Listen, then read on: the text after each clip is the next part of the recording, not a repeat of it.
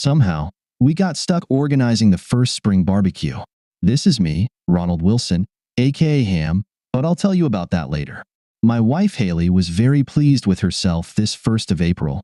We had been married for almost 3 years and bought our house right after the Christmas holidays.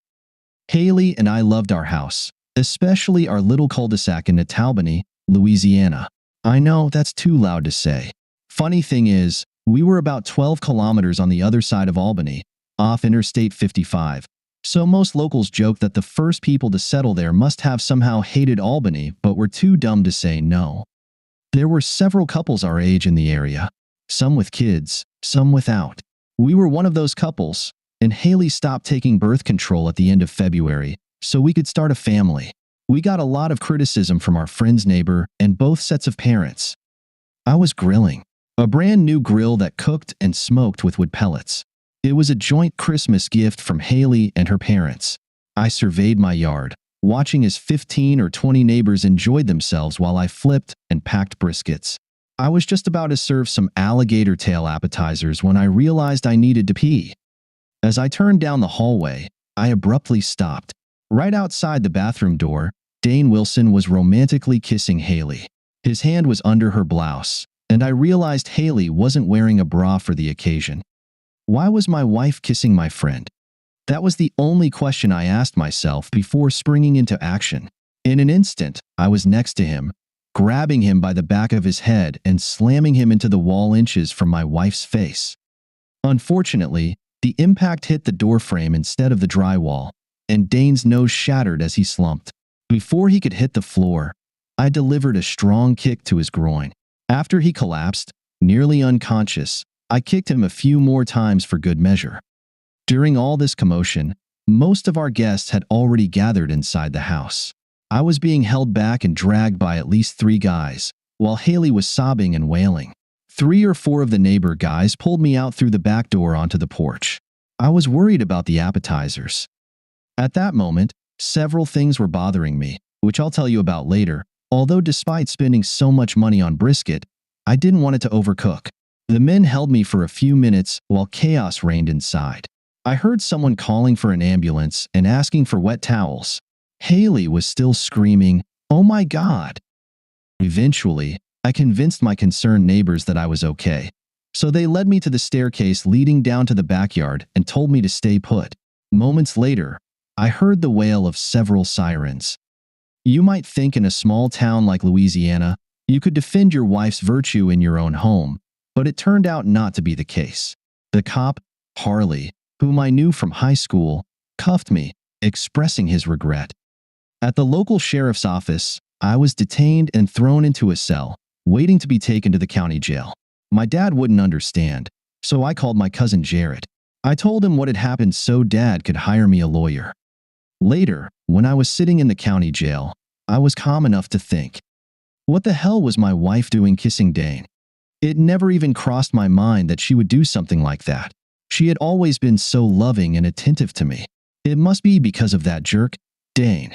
We'd hung out a bit since moving into this cul-de-sac, played darts at the local pub, and gone river fishing a few times. What I knew about him was little. We only talked about manly stuff. I knew he grew up in the suburbs of New Orleans and attended a prestigious law school up north. He never finished school because his father's business went under. One thing you learn in our backwoods is to notice how a person behaves. If there was one thing I didn't like about Dane Hudson, it was how he acted around me there, by the river, but around people he was a different person. As I understood it, he was trying to prove something to himself, and in doing so, to everyone else. I got the impression that he didn't feel too good about himself because of his college failure. I mean, he still had a good job as a lawyer at the county center. By comparison, I spent 2 years at the local college and worked as a graphic designer at a local printing shop. This still didn't explain why my wife was kissing him in our hallway. I thought I was defending her honor, but looking back, I see she wasn't resisting at all. It didn't make any sense, considering what their lips were doing and where his hand was. Maybe I overreacted a bit. Yeah, I had a quick temper. It had shown before. Mom and Dad were always mad and worried about me at the same time. In high school, I played as a defender and midfielder. That was in my freshman year. After 3 games into the season, I returned to the practice field after dark, hoping to find my watch. Grandma gave it to me for my birthday, and I'd be in deep shit if I lost it. I shone my flashlight toward the bench and was about to give up when I heard a muffled female voice coming from the bleachers. I directed the flashlight in that direction. There were Billy Ray and Elmer, 2 guys I knew from elementary school. Billy Ray had his hand over the girl's mouth. I yelled, "Hey, what's going on?" and headed toward them. Elmer stepped out from under the bleachers. "This ain't your business, Ronnie," he said as a warning. By then, I was close enough to see that it was Marley, the girl I had a crush on back in high school. I asked what's going on here. I ignored Elmer's statement. Elmer made a mistake. He didn't make a move, but he swung. He swung terribly wrong, and I hit him in the lower ribs, making him double over. As I kept approaching Billy, he positioned Marley in front of him, still covering her mouth with one hand and holding her neck with the other. "Just walk away, Ronnie," he warned. His voice didn't sound as confident. By then, I had a pretty good idea of what was going on. "Let her go, Billy Ray," I commanded, "or you'll get a beating." "I can't, Ronnie." He looked desperate. "I'm not going to jail for rape. Come any closer, and I'll kill her." I wasn't the smartest, but Billy always lagged a few brain cells behind. His sister, a year older, always joked, "This boy's cornbread ain't done yet." "So," I said more calmly now, "you're going to kill her, then me, and then hide all the evidence? Because 2 murders get you 50 to life, and attempted rape probably about 3. And Billy, I can promise you won't kill me, not even on your best day." I think Billy was about to let her go, but then he saw Elmer coming at me from behind. Elmer was a big guy, raised on a farm. He hit me hard, and I swear, he broke my collarbone. And then something happened to me. In a fit of blind rage, even much later, I could only recall brief fragments of the ensuing fight. Both Billy Ray and Elmer ended up in the hospital. Elmer had a concussion and was out for several days. Billy had a broken wrist, 3 fingers, 2 ribs, and his kneecap shattered. His face looked like the local mud track on race day.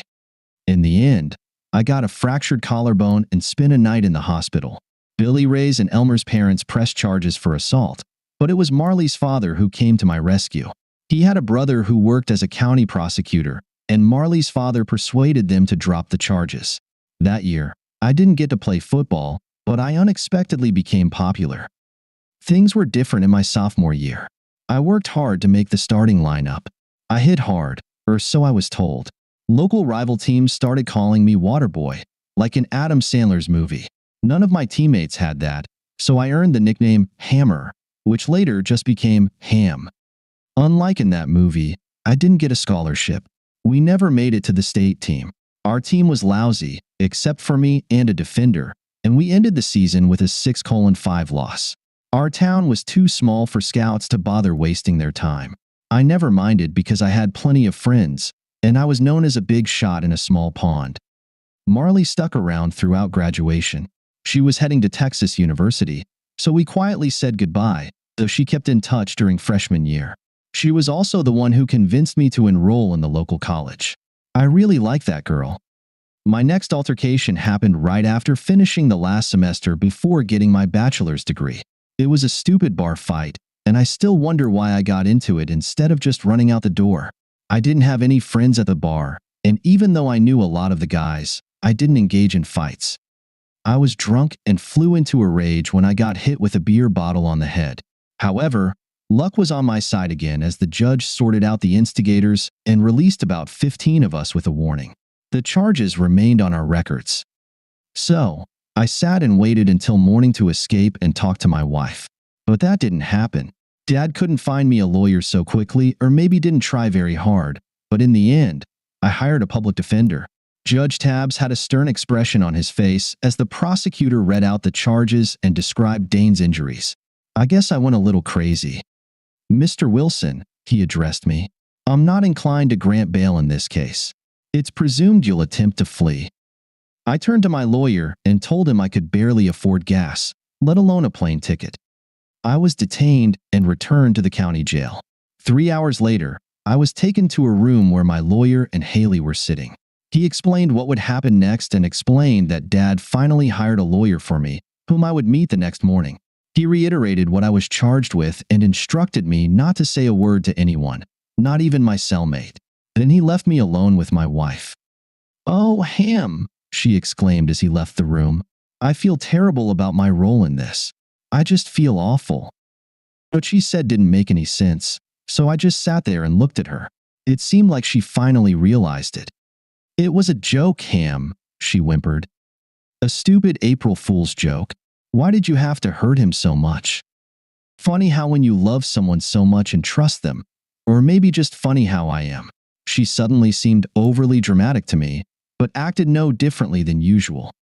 I couldn't decide if it was because I was so angry at her or something else, but it seemed like I saw through her. "A joke?" I asked skeptically. Why? "I'm so sorry, Ham." At least her voice sounded guilty.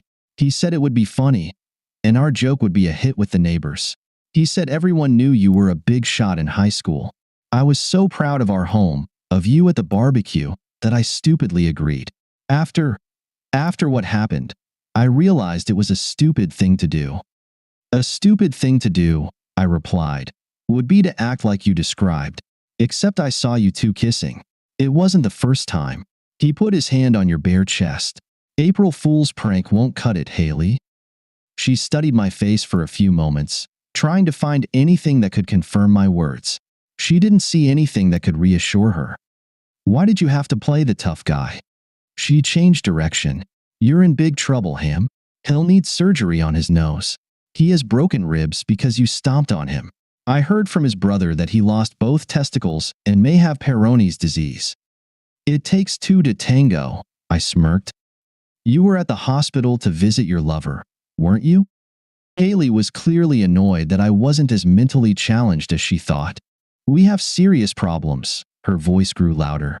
"I decided to see if I could help you by reminding him that we both started all this with that stupid prank. He doesn't care. He wants blood. He said you'll go to prison, and he'll be waiting for you when you get out." "Great," I sighed. "Now I have to worry about some nut job coming after me. Make sure he knows my friends' list far exceeds his. Whatever happens to me, happens to him, threefold." "Stop spouting macho nonsense, Ham," she said to me. "We made a very big mistake, but you're facing prison time. I can't live like this. I've never seen you like this. I don't think I've ever seen anyone behave like this. Now I'm afraid of you." "It seems you're missing the obvious, Haley." I leaned my face closer to hers. "Who said I want to live with you? I'll let you stay in the house while I sort this out, but then you should make a plan of where you'll live." "This is my house too." She grew more bold. "Our names are on the documents. You're my husband, and so you better pull your head out of your ass, or you'll mess everything up." "Get the hell out," I growled softly. At first, she didn't move, then I reached out to her, and she flinched. Of course, my wrist was handcuffed to the chair. Haley stood up, looking at me with, I can't say I've ever seen such a look before. Was it despair or pity? She quietly knocked on the door, then turned around over her shoulder. "I'll be back in a few days, Ham, when you've calmed down enough." My soon-to-be ex-wife was suffering from hallucinations. Back then, I was sure he was hitting on her. She took it as an adventure. Now she was trying to kick my ass. Just begged 1 minute, then threatened and demanded the next. I wouldn't stand for it, even if it meant going to jail. Maybe I made a mistake marrying her, but damn if they both thought they could get rid of me so easily. A few hours later, I sat in the same chair, meeting with Jonathan Ternes, the lawyer my cousin hired. He was a big, tall guy with a bushy head of hair and an imposing presence. I liked his no-nonsense approach. "Mr. Hudson has serious injuries," he informed me. "If you're found guilty, you're looking at 3 to 5 years. If we can prove you were defending your wife and home, well, that's the best-case scenario. It'll depend on the judge we get. I think the best strategy is to put you in full defense mode. You saw a man attacking your wife. That means you weren't watching, just reacting." I had to agree with him. We discussed how to build the case around that defense and what I could expect in court if I didn't decide to plead guilty. There was no bail. I spent some time explaining that I wanted Mr. Tierney's to communicate with my cousin. I planned to transfer payments for the house to a separate bank account but not pay the mortgage. Haley wouldn't be able to afford it unless she asked her parents for help. I hoped to stay out of jail until the bank decided to foreclose, but I wasn't going to keep paying for my wife to live there with no money. This move would probably also push her to move somewhere else, maybe to her parents or to the eunuch. Work was a different story. Jared talked to one of my best work buddies, Darren McDonald. The printing shop was small and privately owned. Losing an employee wasn't good for business. If they couldn't meet deadlines, they'd lose clients. Darren did everything he could to smooth things over with the owners. He succeeded, but only temporarily. The question of my employment hung in the air.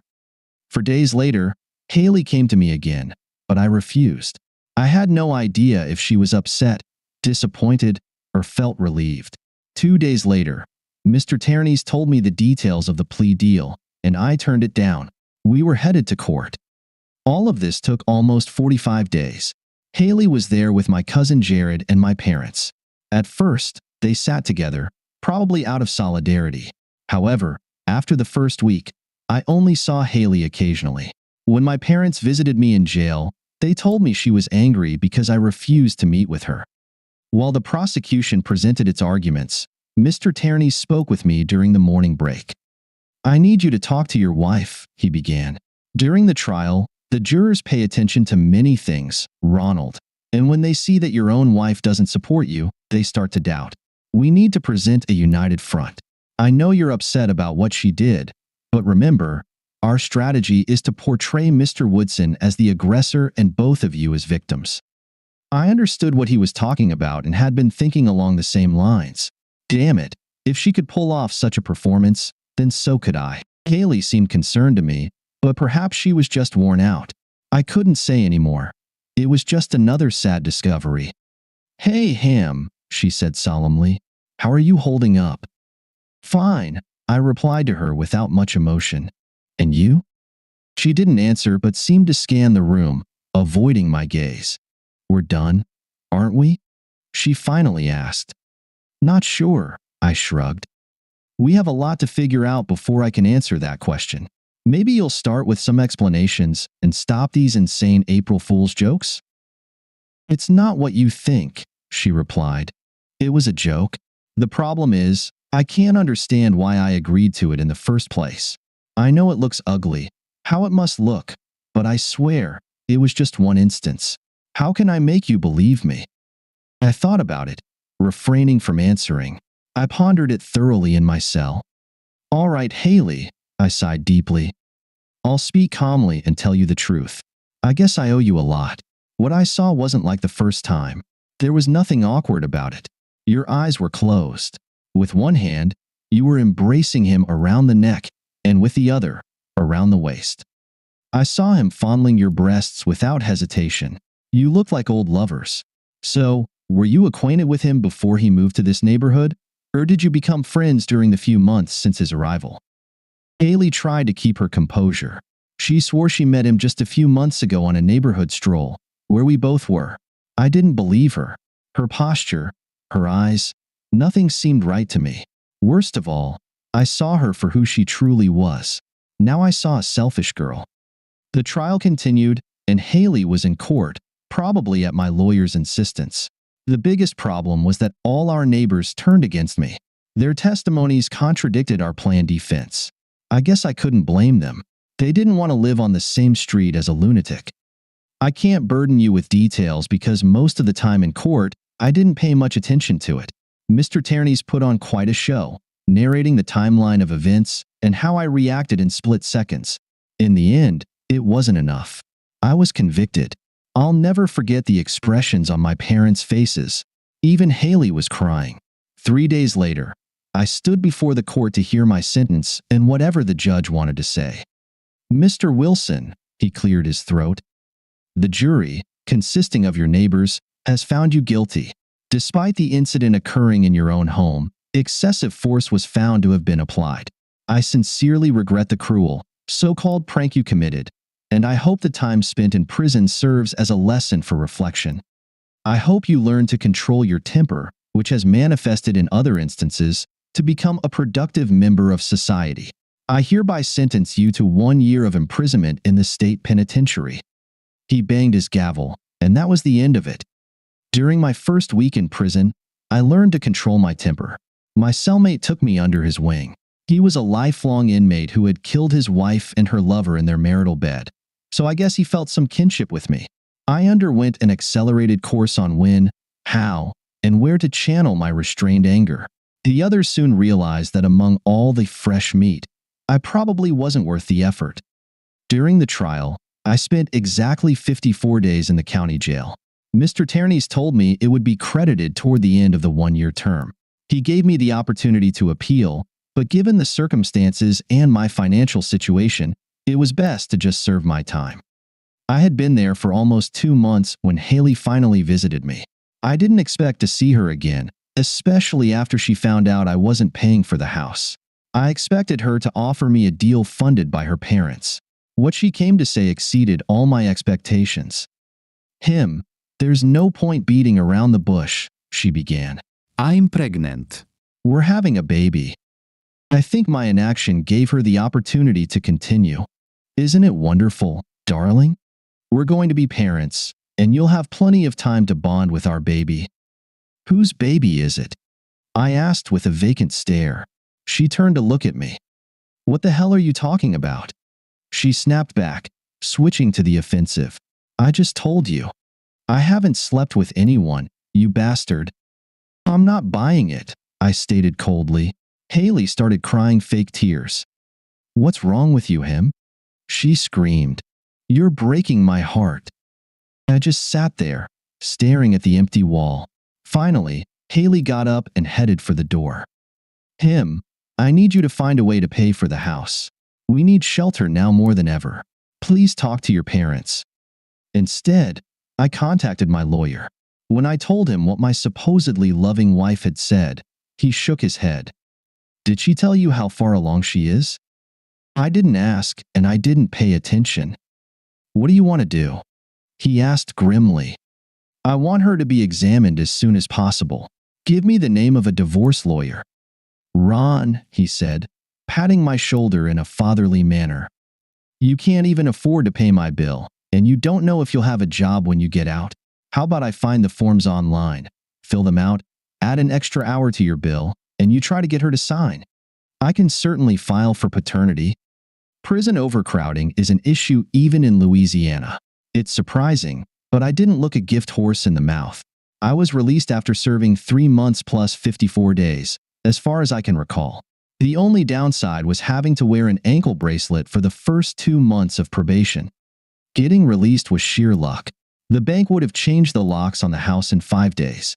Haley pretended to be thrilled about my return home. As soon as I sent Haley out for pizza, I talked to my cousin. He told me that the money from my second account covers only about 90% of the total mortgage debt, minus interest. He'll have to pitch in if I want to keep the house. I quickly agreed. When Haley returned, we sat down and quietly ate. "We're going to lose the house." I feigned sadness about it. "I found out about it today." "I don't want to talk about anything tonight," she said with false hope. "We can deal with the consequences of this mess tomorrow. Tonight, after dinner, all I want is to make love with my husband. It's been too long." She was definitely full of surprises. I knew she had received the letter, and Ternes had warned her in advance that she would be served with paternity papers. "Haley," I looked at her as if I didn't even know her. "I know you received the notification. There won't be any sex until I see results confirming that it's my child." Haley stumbled and whimpered. She screamed that I was being cruel. She threw a fit, and it didn't go unnoticed. I began to understand what acting was, and it made me sick. Then I thought about my cellmate and his teachings. The chair flew out from behind me as I jumped up in anger. "Leave me alone." I clenched my fists. "When I see the results, we can talk about our future, but not before." Haley paled and headed to our bedroom, not even breaking eye contact with me. Later, I went to open the bedroom door, and she yelled out, "Sleep on the couch." The next day, after Haley left for work, or whatever she was doing at that time, I called the bank following my cousin, who handled the payments. I wanted to find out the payoff amount. Then I found a realtor, Mrs. Alice Burns, who came to see me in the afternoon. No matter what a monster Haley had become, she still kept the house in perfect order. We would make a little more than what the house was worth, maybe $30,000 more, or slightly less, but I could pay Mr. Tierney's, so it suited me. I asked the realtor to put up the sign as soon as possible. Then I offered an additional percentage if she could sell it within 30 days.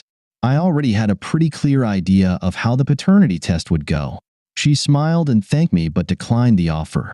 She was good enough to sell it. Haley returned home from work late. I had a feeling the eunuch wasn't fully recovered yet, and I pondered. Haley came in and handed me an envelope with the test results. Even if she noticed the for sale sign, she probably thought the bank had put it up. "I hope you're happy," she grumbled. "I'm so mad at you, Ham. My eyes are practically rolling out of my head. I have no idea how you plan to make amends, but it's going to take a lot of time and a ton of sucking up." I thoughtfully tried to understand what I ever saw in her. "Thanks," was my terse response. Later, as I sat watching a football game, I opened the results. I couldn't believe my eyes. Could it be that she just took the results and didn't ask the doctor any questions? Or was she hoping I wouldn't read the report? The results showed that the probability of me being the father was 2.03%. Sometime later, she waltzed into the living room and sat at the other end of the couch. "Can we stop all this and talk a little about our future?" she asked very sweetly. "What future?" I calmly replied. She looked at me strangely somehow. For a moment, I thought she just misunderstood me. "Now that you know the child is yours," she said, as if not understanding my question, "we need to clarify the situation and continue living our lives." "These documents say I'm not the father," I said as if nothing was wrong. "What are you up to? Another prank?" She immediately went on the defensive. "Ham, what the hell?" She raised her voice. "It says here that you're the father. 98%. I handed her the document. "I can't believe you're that stupid, Haley," I said. I went out to the backyard. Haley never came out, and as usual, the bedroom door was locked when I checked later. The next day, Haley didn't come home from work. Something felt off in the house, and upon further inspection, most of her belongings were missing. There was a note on the TV remote saying she left. She was sorry, blah blah blah. I started to wonder if I was experiencing Groundhog Day, April Fool's Day all over again.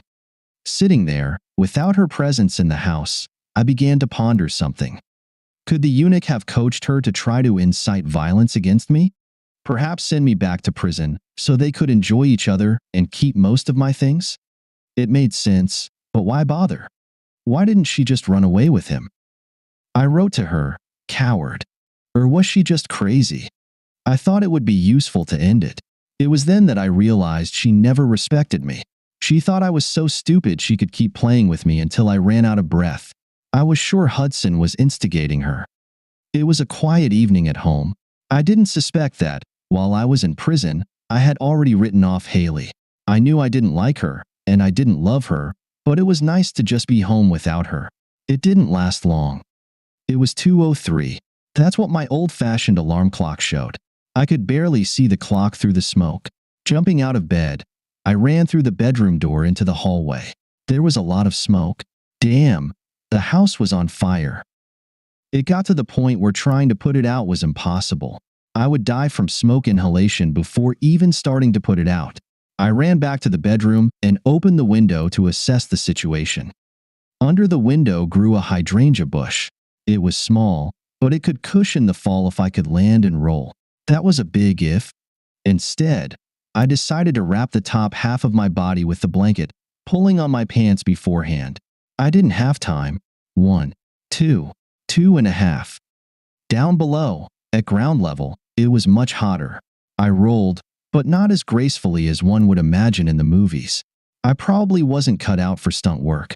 When I stood up, it was easy to tell I had sprained my ankle. I pulled out my phone from my pants pocket and dialed 911, but in the distance, sirens were already sounding. After some bustling activity, I sat down on the back step of the ambulance, wrapping my ankle. When they first hoisted me onto their stretcher, my ankle monitor hung over the railing. The police officers were kind enough to disconnect it. Then came a pleasant surprise.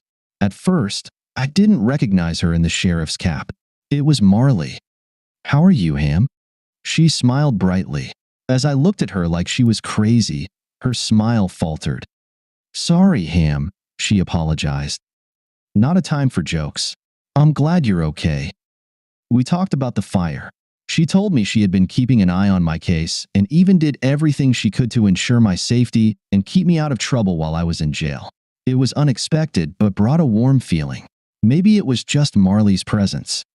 "Do you think she did it, Ham?" She seemed unsure as she asked. "I don't know," I admitted honestly. "She just left after trying to lie to me about the paternity test of her child. I think she's on the brink of a breakdown. Can we talk about it tomorrow?" She didn't wait for an answer. "Right now, I need to change your location. You're still under house arrest, even though you no longer have a home." She wasn't joking when she knocked on my cousin's door at 8:30. She took me there after all the questioning and the paramedics' inspection of my ankle. Marley was all business as we went into the kitchen, and I offered her coffee. "We're investigating your ex, I mean your wife, and possibly this Dane Hudson for arson on your house. I need details of what happened since you got out of jail." "So, it was deliberately set?" I asked for clarification. "It's still under investigation, so I can't say much. But yes, there were suspicious accelerants.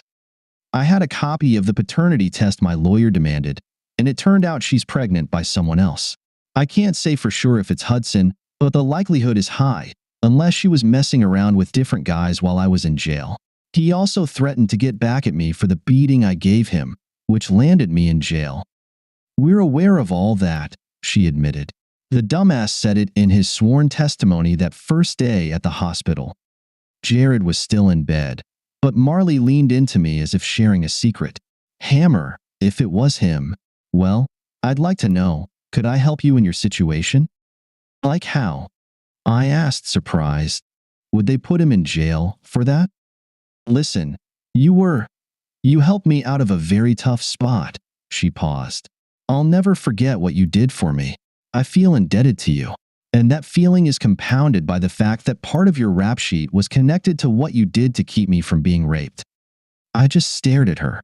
Partly I was mesmerized by her beauty and smile. She was as stunning as ever. "Arson is one of the hardest crimes to prove." She started in a different direction. "Not because we don't have good forensic scientists, but because good lawyers know how to work around it. If your wife could be involved in this," she continued, "we want to try and pin it on her. Do you think you could help with that?" Marley installed a surveillance system in Jared's living room. My cousin had to pay for the equipment so he could claim it was a home security system and not be seen as conducting covert operations. He was happy to do it. According to the plan, I was supposed to invite my wife over under the pretext of possible reconciliation. I had to wait for Marley to let me know when it would happen. She promised me some satisfaction after the meeting, not the kind she said. This made me wonder if I had a chance to get a date with Marley. It seemed like she still had some feelings for me. Nevertheless, she taught me what to say and what to ask when I met with Haley. Our goal was to anger her enough to make her tell us what she didn't want. Haley's temper could help achieve a more or less decent confession. Even if Marley and I remained just friends, I wouldn't mind. I lost my job in my house, and I was convicted of a crime. Fortunately, the realtor terminated our contract. I wanted to move on with my life. A week later, I got a call. Marley rehearsed for a few minutes before giving me the green light. Haley, it seemed, really wanted to talk. Maybe this would work. Jared kept his distance from his house to give us space and, hopefully, to calm Haley down. When she arrived, I handed her a beer, and we sat facing each other in the living room. Her tight jeans and loose top were also a tactic. At least I had learned something. To start, I took a deep breath. Marley and I had discussed the strategy of appearing restrained, subdued, and ready to compromise. "How have you been, Haley?" I began. "Not great, Ham," she replied. "I miss you. I'm so sorry about the house. I know the bank was going to sell it anyway, but we had so many good memories there. I hope I have some good news, Ham. Maybe it will help me start remembering something new. She must be delusional, or she really thought I was that stupid. Just seeing her made me nauseous. Let's see, I said in a mournful tone. I think we need to be honest first. If I can't find a way to trust, then there's no point. She nodded hesitantly.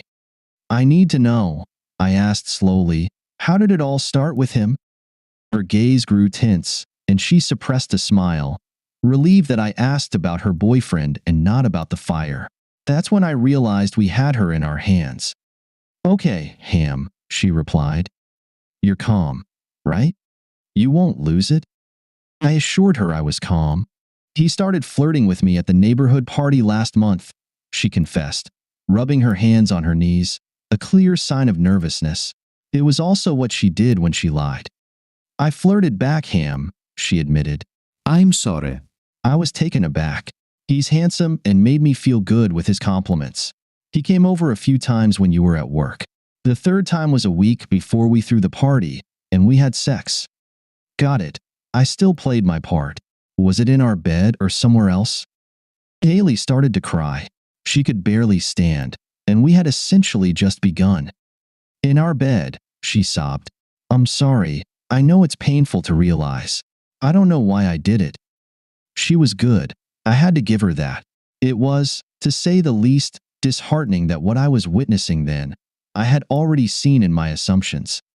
We did it again at his place, she continued, before the party. And at the party? I asked. Was it done to hint at it? Maybe, she shrugged. I don't know. He was there when I came out of the bathroom and kissed me out of nowhere. I told him to stop, that we could easily be caught. When he leaned in again, he said, just tell the caveman it's an April Fool's joke. So I did. And you decided that the best strategy was not to take your husband's side? I needed to focus on her feelings towards me and her subsequent actions. I didn't know what to do. Her voice finally sounded honest. I went crazy over him. Everyone looked at me with surprise, pity. I really came to see you, but you were so angry. I got scared. I didn't think he would follow through with his accusations. Then I visited him in the hospital, trying to persuade him to drop the charges, and found out the irreparable damage you had done to him. And then you found out you were pregnant, I stated. Why did you think I would agree to that? I was desperate, Ham, she cried even harder. Everything was falling apart. After you were convicted, I decided to go to him and ask if he would take me in and raise our child together. I'm so sorry. I thought that if you woke up a year from there, it would all be over between us. It was the moment of truth. So, I got out earlier, and you helped him set my house on fire? Did all your grand plans go up in smoke? No, Ham. She was on the verge of hysteria. I gave him the key, babe. That's it. He promised you wouldn't be home when he did it. That's it. I looked at her with disdain, and I know she felt it. Well, it just shows who you can trust. The ambiguity made her wonder if I was referring to her or to myself. Sorry, Ham. She couldn't hold back. I messed up big time. Can you forgive me? No, I said, standing up. I can't. I made a mistake bringing you here. I was hoping for a miracle, for anything to hold on to. You confirmed the worst. You're not. She realized her mistake and panicked. Don't involve me in what you're going to do, Ham. Please. I need to think about the baby. Don't ruin their life too. I escorted her to the door, then texted Jared. He, in turn, got in touch with Marley. I grabbed a cold beer and slumped heavily into a chair, pondering whether it would have been better to actually agree to Haley's request. It took just a few nanoseconds to realize that everything that was happening was a result of her actions. An hour later, I heard a knock at the door. At first, I thought Jared had forgotten his key. Instead, a small cardboard box lay on the mat. Maybe it was a bomb. I examined it carefully and then opened the package. Inside, I found a note and a disposable phone. The note read, "Watch the video, then destroy the phone, box, and note." I eagerly sat down at the table. The note contained a 6-digit password for the phone. There were only 3 apps on the home screen, and I opened the video. It was dark. The camera seemed to be pointed at the ground by someone's feet. I heard muffled cries of a man, likely gagged. From the sound of it, he was pleading for his life. The light turned on, revealing an enclosed area filled with something resembling mud. A crying man came into view, naked except for some cloth in his mouth. Two other men dragged him to the fence and removed the gag. "Help! Help!" he shouted. Another voice spoke, apparently off-screen. "Keep going," he chuckled. "No one will help you here." The camera was mounted on a table or a pole. A third man came into view. I couldn't believe it. It was Billy Ray. He helped the other two lift Dana Hudson and toss him over the fence. Hudson thrashed around like a marlin being dragged behind a boat, wriggling and flailing from side to side. Damn, that guy knew how to scream. Dana landed in the mud on his bare behind. And then I saw and recognized that movement. Those damn guys took Hudson to one of the local alligator farms. There were 4 of them within a 20-minute drive from Natalbany. I chuckled, thinking, I hope they didn't take the old Dane to the guy who charged for family tours. 3 alligators, one of them quite large, pounced on the poor guy. Dane desperately kicked the big one at his feet. The other 2 were closing in slowly from either side. This idiot punched one of them in the eye. Obviously, Dane had never wrestled with alligators. Everyone knows you gotta hit them in the snout. It took several minutes. Alligators are always preoccupied with themselves and don't work as a team. Billy Ray approached and took the camera, zooming in on the action. "Hey, Hammer," he said cheerfully. "This is for changing my life back in school. What you did to stop what we were doing with Marley changed my life. I still owe you a beating. This guy here won't bother you anymore. Got it?" The big guy finally reached Hudson's thigh, and his powerful jaw snapped down on the struggling man's abdomen with a loud crunch, shaking from side to side, nearly tearing the old Dane in half. The other 2 quickly dealt with the upper part of his body. I watched the video again, then tossed everything into Jared's fireplace and flicked the switch on the wall. The next day, Jared showed the detectives the surveillance footage. 3 days later, Haley was arrested. The media speculated that a certain Dane Hudson, a lover, had fled the city, leaving his pregnant ex-wife to shoulder the burden. 3 months later, Haley was convicted and sentenced to 10 years in prison. It would have been less if I hadn't been home during the fire. She gave her little girl up for adoption. I never did visit her. A week before Christmas, Jared and I were having a barbecue. There were Darren McDonald and his young fiancée. Several of my former classmates from school spent most of the day playing cornhole. Mr. Ternes and his wife Julie stopped by briefly. I guess he did it because I was still making payments. Billy Ray was there too. He pulled me aside and explained what happened to him after I prevented him from making the worst mistake of his life. Let's just say he was grateful to serve. Poor Elmer died 5 years earlier when a crane collapsed on him while he was working on an oil rig. Later that night, Marley and I were lying in bed. Turns out, this lovely lady was just as interested in me getting healthy again as I was in her becoming my new girlfriend. Oh, sorry.